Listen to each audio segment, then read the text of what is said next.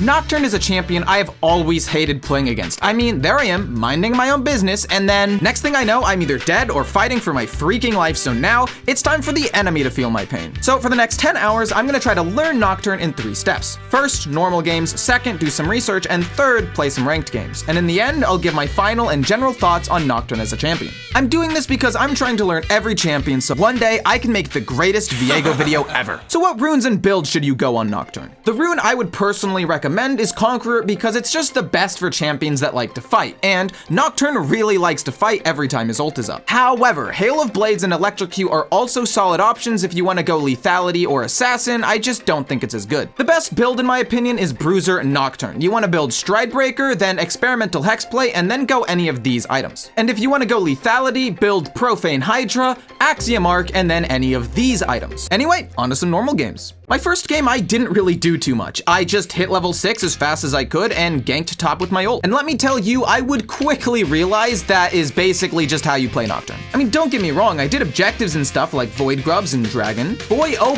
boy, does this ult feel great to use. I mean, you just go and explode whoever you land on. I will learn later though, if you do this while behind or without your team, you might just die though. Anyway, we won this game 25-10. And even though I said you want to get level 6 before you gank, if the opportunity presents itself, you can definitely still gank for free kills before that. But once you do get your ult, if you see an enemy laner alone in lane, just say, "That's illegal," and fly in and kill them. Say it with me, "That's illegal," and then just fly in and kill them. But also, remember when I said going in without your team can sometimes just lead to you dying? Well, this is a perfect example of what I mean. Even though I was fed enough to kill Lilia, it was still a really risky play. But in the end, we won this game after I got a triple kill in a big fight. Ulting into fights with my team, especially when I'm this far ahead, just lets me destroy the enemy backline. Jungle diff, baby. My next game started off a little tilting. Fuck, why didn't I click the stupid plant? What happened? And things only got worse from there. And that tilt led to even more bad decisions and me making some of the dumbest ults of the entire challenge. Oh, this is the dumbest decision I could have made. I don't know why, but once I get my ult, I just feel pressured to use it whenever I can, even if the fight is bad. This is something I'm definitely going to need to get better at if I want to learn Nocturne in 10 hours. I mean, in my first 2 games, I had lanes that were ahead, but I had no idea what to do when I was so far behind I couldn't even walk into my own jungle. Yeah, we lost 10-31, and my last normal game was an absolute banger, starting from my very first ult. Even though we were a little behind, I was ahead and I knew I could carry this game. But when I was unable to kill the enemy AD carry here, I knew we were gonna have a little bit of a problem this game. Holy fuck, why is she so strong? Well, past self, the reason she was so strong is because she was 16-4 in 23 minutes. Anyway, we had our work cut out for us, but that's when the enemy team tried to do Baron. It was now or never, so as soon as I had vision, I dove the enemy backline, killing them both and getting us back in the game. And I'm pretty sure that play made Kai'Sa tilted because she started just making these really weird plays like diving into our backline where we were all just waiting to kill her, and without their fed AD carry, we started winning fights. And when it came down to the final fight, we just caught the enemy by surprise. I tried to ult the Kai'Sa, but she ran out of vision right before my ult went off, so we just killed the rest of her team instead and won the game. After these normal games, I realized Nocturne is a nightmare. So I did some research on YouTube and here's what I found. 1, whenever your ult is up, look to ult. However, don't just randomly ult just because you have it. For example, if you know Dragon is coming up in a minute, save your ult to get a pick around the time Dragon comes up. 2, your abilities give you base stats like attack damage and attack speed, which means you're an amazing duelist at the start of the game. There are very few junglers that can actually beat you, so don't be afraid to play super aggressive even before you get your ult. 3, you can use your Q and W while you're ulting. Basically, if you use them right before you get on your target, it gives them a little bit less time to react to your damage and abilities. 4, and a more advanced tip is ulting for vision. Sometimes you don't even need to use your ult to go in, you just want the first part so the enemy can't see. This allows you to secure objectives because they don't want to approach you with no vision. And with that, on to some ranked games. My first ranked game got off to a wild start. Basically, both junglers invaded level 1 and took each other's buffs. But then, a huge fight broke out bot lane and then next thing I knew, we got 3 kills in like the first 2 minutes of the game. And with a winning bot lane, we were easily able to do dragons, which helped us snowball the game. And because bot lane was already pretty much over, I was able to go to other lanes and get more kills and more objectives top, like the grubs. We won the game 23-10, and after an amazing start to my ranked journey, I started my next game off with even more kills once I got my ult. And I'll admit, the game was pretty close until I did this. Okay. Oh no.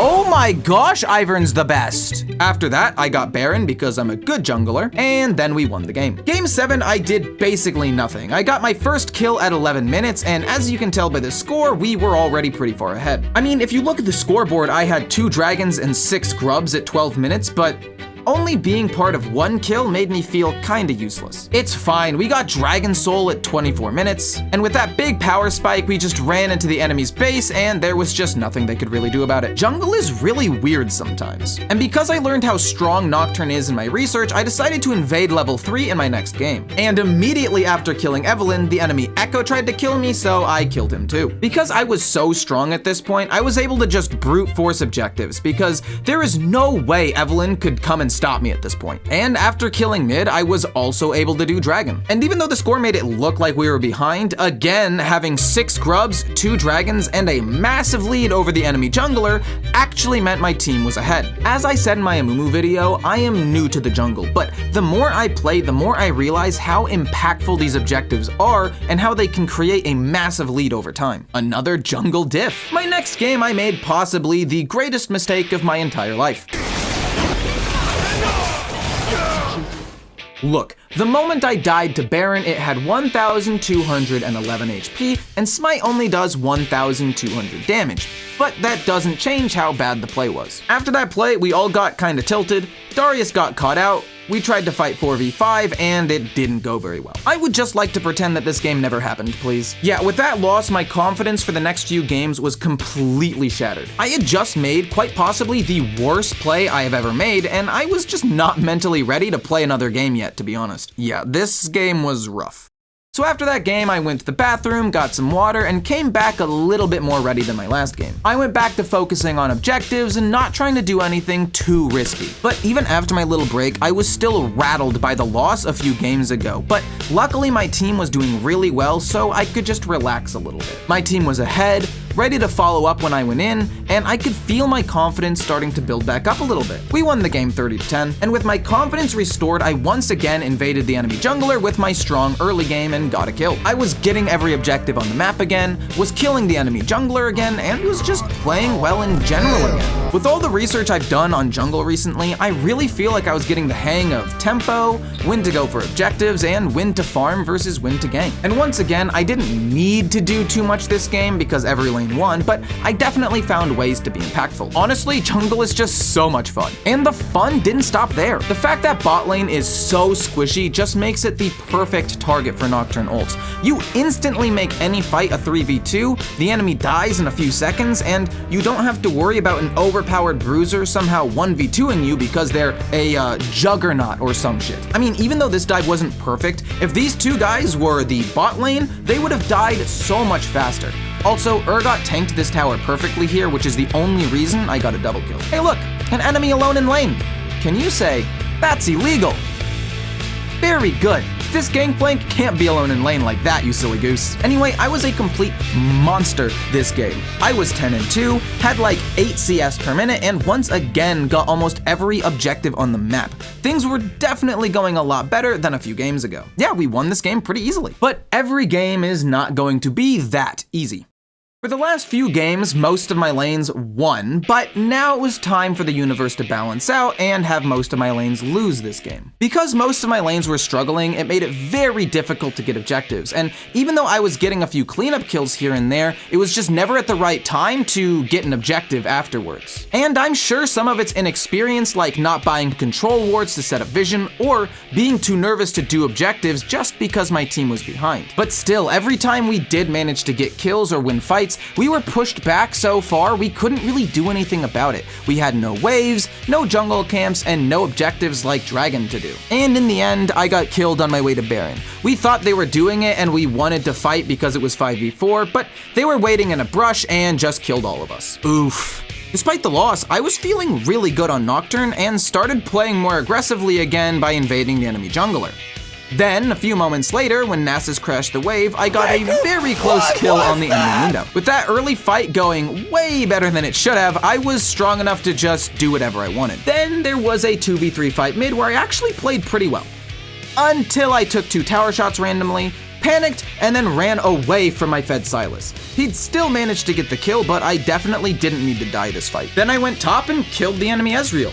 Nobody saw that. It's okay, Ezreal. Anyway, we won this game 39-21. Unfortunately, my next game wasn't really a game. A summoner has disconnected. Yeah, with an AFK top laner and a 0-7 mid laner in the first 12 minutes of the game, this one was kind of doomed. Then, after Jace quit, I tried to hold top just in case he came back, but it did not end very well for me. At least you lose less LP if there's an AFK now. Well, to make sure my top laner didn't rage quit this time, I decided to gank him after he died at level 2. Then I ganked bot, got a kill, and set up for Dragon. Then I got way too excited and dove the enemy Jhin like an idiot. Still got the kill though. But despite the early help top lane, Gangplank was 2 levels down and had lost both of his towers, so I had to go deal with Garen while the enemy team was doing Dragon. And while I was making sure Garen didn't destroy our base, my team tried to fight 3v4 and got absolutely destroyed. But since they killed the enemy jungler, it bought our team just enough time to respawn and get ready for another fight.